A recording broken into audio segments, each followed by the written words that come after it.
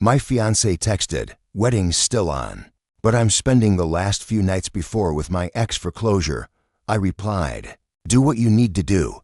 Then I called the venue and canceled everything. She found out at her bachelorette party when the venue called her about the cancellation. And then I, 29, male, got the text from my fiancée, Clara, 27, on a Wednesday afternoon while I was at work. We were supposed to get married that Saturday, 3 days away, and now she was telling me she'd be spending the nights with Ethan, the man she swore was ancient history.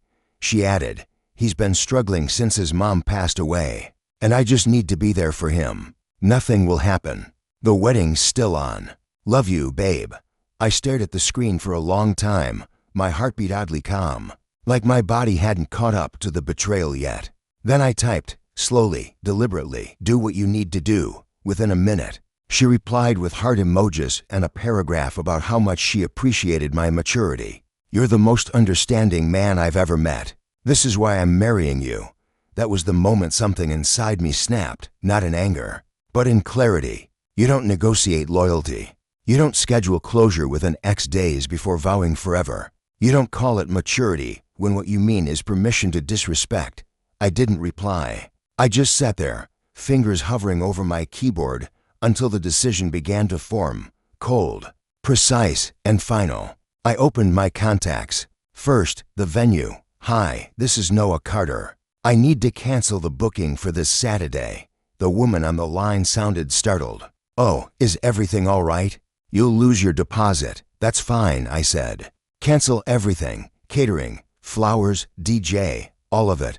"Are you certain, sir?" I was. I'd never been more certain of anything in my life. Next, I called the honeymoon resort in Bali. Cancelled, another deposit gone. Didn't care. Then my best friend and best man, Ryan. "Dude, what's going on?"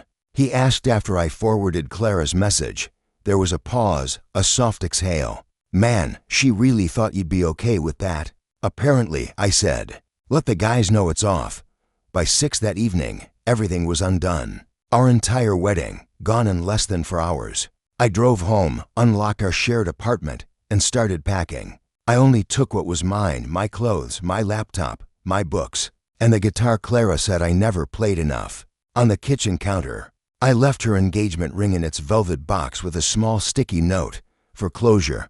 That night, she was at her bachelorette party, laughing with friends, drinking champagne, taking pictures under a neon sign that read bride vibes. Meanwhile, the venue's cancellation notice would be hitting her inbox any minute. The irony was poetic. I checked my phone once more before turning it off. Dozens of messages from friends, family, notifications piling up, but I didn't open any of them. I just sat in the dark of my now half-empty apartment, feeling an odd stillness settle over me. The world outside kept moving, traffic humming, laughter from the street below, yet I felt suspended between 2 realities, one where I was a groom preparing for a wedding, and one where I was a man watching the illusion of love collapse in real time. Around 9 that night, my phone buzzed against the countertop. I didn't have to look to know it was starting, the fallout. Somewhere across town, Clara's friend group was finding out the wedding was canceled. Somewhere, someone was saying, "Wait, what do you mean canceled?" And Clara was probably staring at her screen, realizing too late that I had meant exactly what I said. Do what you need to do. I didn't need revenge. I didn't need an explanation. I needed peace, and I just bought it with a handful of deposits and 1 sentence of quiet resolve. As I locked the apartment door for the last time, I whispered to no one in particular, "Congratulations. Clara, you got your closure." Outside, the city lights blurred in the drizzle, and for the first time in months, the air felt clean. The next morning, my phone was still off when I woke up on Ryan's couch. The sunlight streaming through his blinds felt harsh, too honest for the kind of peace I was trying to build. Ryan was already up, scrolling through social media with that look people wear when they've seen something outrageous, but don't yet know how to say it out loud. "Dude," he said finally, "it's already blowing up. Check this out." I powered my phone back on and watched it light up like a Christmas tree. Missed calls, hundreds of notifications, and screenshots from friends. Turns out, Clara's maid of honor, who worked part-time at the venue, had found out about the cancellation. She didn't mean to spread it, but one group chat led to another, and within an hour the news had reached Clara at her bachelorette party. One video showed her sitting in a bar, surrounded by her friends in matching shirts that read "Last Fling Before the Ring." When the venue's email hit her inbox, her face went pale. Someone caught the exact moment she realized it wasn't a glitch. The caption on the video read, "Bride just found out her wedding's canceled. #drama." I watched it once, twice, then shut the screen off. It felt cruel to see her unravel, but there was no satisfaction in it. Just a hollow sense of inevitability. By noon, Clara was calling me nonstop. When I didn't answer, she turned to Ryan. Her messages came in waves. "Please tell him to pick up. He's overreacting. We can fix this. I only wanted closure." Then came her mother, Linda, 18 missed calls, 3 voicemails. Her voice was sharp, brittle. "Noah, this is ridiculous. You're being immature. We have family flying in. Do you know how embarrassing this is?" Clara didn't do anything wrong. I wanted to reply, she did everything wrong. But what was the point? You can't explain integrity to people who see boundaries as inconveniences. By late afternoon, I had blocked them all. Every number, every social media account. I wasn't running away. I was choosing silence. But silence, apparently, was gasoline to their chaos. At 10 p.m., Ryan's phone started lighting up again. It was Ethan. "Yes, him. Bro, tell Noah this is a misunderstanding," Ethan texted. "Clara was just trying to help me through stuff. My mom's sick. It's not what he thinks." Ryan stared at the screen, eyebrows raised. "You want me to reply?" I shrugged. "Sure." He typed back, "You literally texted the groom's fiancée asking her to stay over for 2 nights. Before her wedding. What exactly was he supposed to think?" The dots appeared for a long time. Then Effen's reply, "It's not like that. She said he was okay with it. Does he seem okay with it?" Ryan shot back. Ethan didn't respond again. At 3 a.m., I woke to another alert. This time, a Facebook post from Clara. She'd written a long, self-pitying paragraph claiming the wedding was postponed because I was having a mental health crisis. According to her, I was struggling with anxiety and paranoia and had made false accusations about her. I sat there in the dark, reading every line, my hands strangely steady. Then I took a screenshot of her original text, the one where she said she'd be spending nights with Ethan, and posted it with a caption, "No mental health crisis, no paranoia, just facts.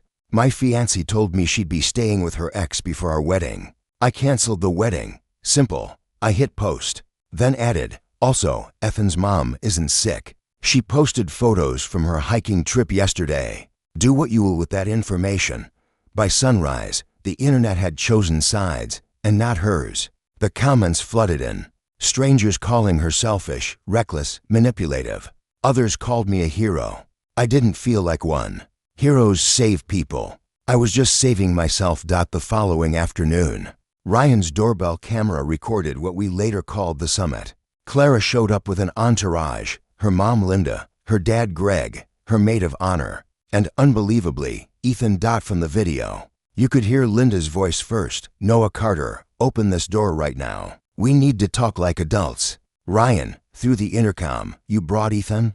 The guy she was going to get closure with?" There was a pause, then Clara's trembling voice, "It wasn't like that. I just needed to be sure I didn't have unresolved feelings." Ryan replied dryly, "And did you?" Silence, long, heavy silence. Then Greg, trying to mediate, "Look, we have 150 guests flying in. The rehearsal dinner's tomorrow. Let's just fix this." Ryan chuckled. "He already did." Ethan tried to speak next. "If I could just explain." "Nope," Ryan cut him off. "You're the last person who should be talking." Finally, Clara lost it. "You don't get to humiliate me like this. You're pathetic, Noah. I was doing you a favor marrying you." I didn't move, didn't respond, just watched the footage in real time from the living room. Her words hung in the air like smoke, toxic and clinging. Eventually, building security escorted them out. I remember closing my eyes and exhaling, as if releasing 2 years of denial in one long breath. That night, I poured myself a glass of whiskey and stepped onto Ryan's balcony. The city below glowed in quiet indifference. Cars kept moving. People kept living. And me, I was just learning how to stop loving someone who never really existed. When the clock hit midnight, a new notification appeared. Clara's Instagram story. A photo of 2 wine glasses on a familiar table. Effen's apartment. Captioned, "Sometimes closure finds you." I almost laughed. Guess she got what she needed. By Friday morning, I'd already decided to disappear for the weekend. Somewhere quiet. Somewhere her voice couldn't reach me. But the chaos had other plans. At 9 a.m., I got a call from the country club where our rehearsal dinner had been scheduled. The manager sounded hesitant, as if he knew he was wading into a storm. "Mr. Carter," he began, "Miss Donovan is here with her family. They're insisting the dinner is still happening. She's saying she'll pay for it herself." I pinched the bridge of my nose. "The dinner's canceled. If she wants to pay for something, it needs to be under a new reservation. My account is closed." He hesitated. "She's asking us to charge your card."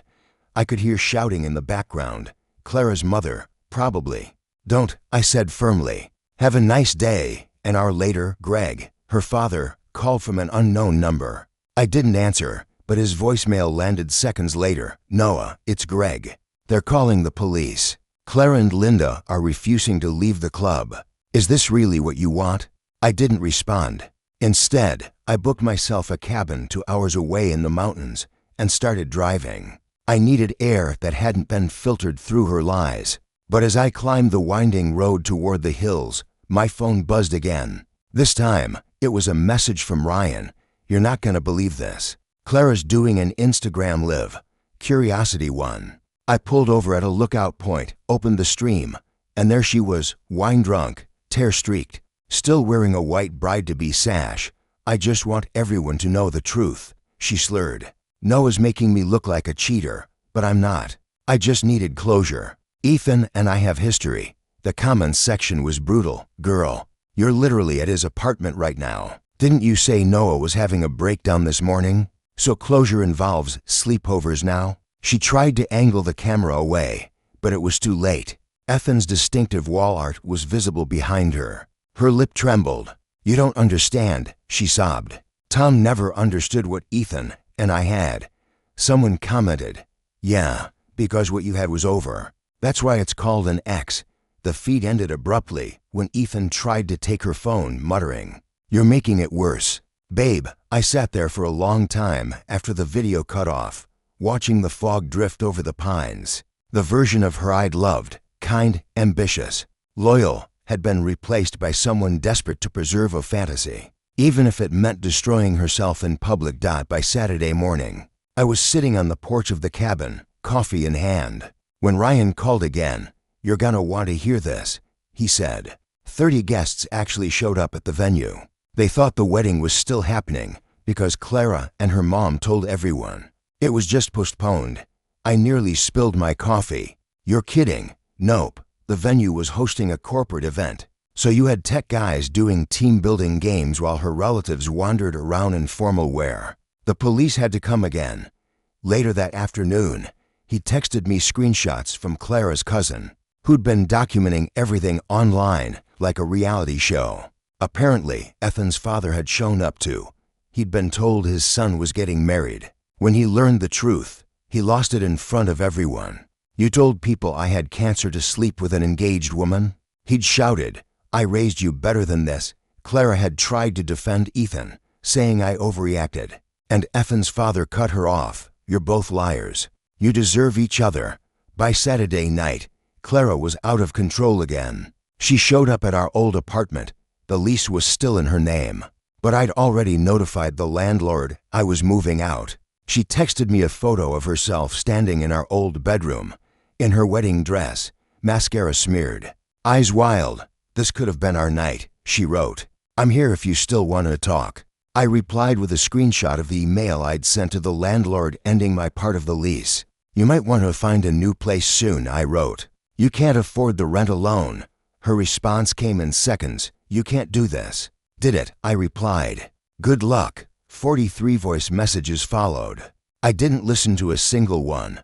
Weeks later, the fallout spread like wildfire. Clara moved in with Ethan, into his studio apartment in his mother's basement. Her parents split, after Greg found out Linda had actually encouraged the closure idea because she thought Ethan had money from an inheritance. When she learned he didn't, she turned on both of them. Greg sent me an email not long after. "Noah, I'm sorry. You dodged a bullet. I wish I'd seen what kind of people they really were. Even Ethan's dad reached out. Kid, I'm sorry my son wrecked your life. You seem like a good man. We're cutting him off until he grows up. Last I heard, Clara and Ethan were still together. Miserably so. She tried booking another wedding with 3 different venues, but every one of them declined. The story had spread, and she'd been quietly blacklisted after her police incidents. Her cousin told Ryan that Clara keeps pretending she's happy online, posting filtered photos of dinners and date nights, while Ethan's been caught on dating apps. She pretends not to know. As for me, life's quiet now. Work's going well. I started seeing Lena, a woman from my hiking group, steady, kind, allergic to drama. We're taking things slow, and that's exactly how I want it. A few weeks ago, I ran into Hannah, Clara's maid of honor, at a cafe. She apologized, said she'd tried to talk Clara out of the closure trip, but was told I'd never leave. She said Clara had been texting Ethan for months, planning those nights like a secret victory lap before the wedding. I smiled, thanked her, and left, because the truth is, that text, the one that broke my engagement, was also the best thing that ever happened to me. She thought she'd tested my limits. What she really did was set me free.